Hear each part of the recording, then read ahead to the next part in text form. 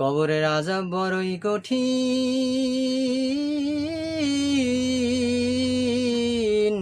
কবরের আযাব যখন শুরু হবে যার কোনো শেষ নেই। জাহান্নামের সাথে কবরের লাইন করে দেওয়া হবে। জাহান্নামের যত আযাব গজব সব তোমার কবরে এসে পড়বে। দুনিয়ার ভিতরে যারা চুগলখড়ি করো, পরনিন্দা করো, গীবাত গাও, মিথ্যা কথা বলো, এসবের কারণে কবরে আযাব হয়ে থাকে। বড় বড় গুনাহের কারণে কবরে আযাব হবে না।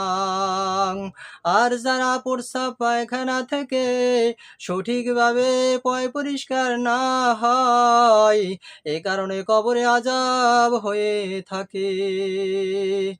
এক পাশের মাটি যদি আর এক পাশে তোমার দেহখানাকে চূর্ণ বিচূর্ণ করে দিবে, এক পাশের মাটি আর এক পাশে মিশে যাবে, তোমার এক পাশের হাড্ডি আর এক হাড্ডির সাথে মিশে যাবে।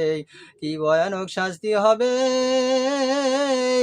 দুনিয়ার মোহে পড়িয়া, দুনিয়ার মহাব্বাতে পড়িয়া, ছেলে সন্তানের মহাব্বাতে পড়িয়া, টাকা পয়সার মহাব্বাতে পড়িয়া আমরা আল্লাহরে ভুলিয়া গিয়া দুনিয়ার মহাব্বাতে পড়িয়া আখিরাত ভুলিয়া গেছি।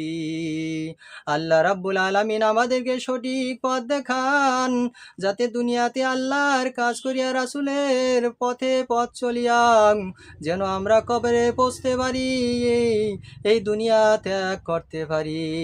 এই জন্য সব সময় আমরা আল্লাহর হুকুম হাকাম নবী সুন্নাত তরিকায় চলিয়া যেন আমরা কবরে যেতে পারি।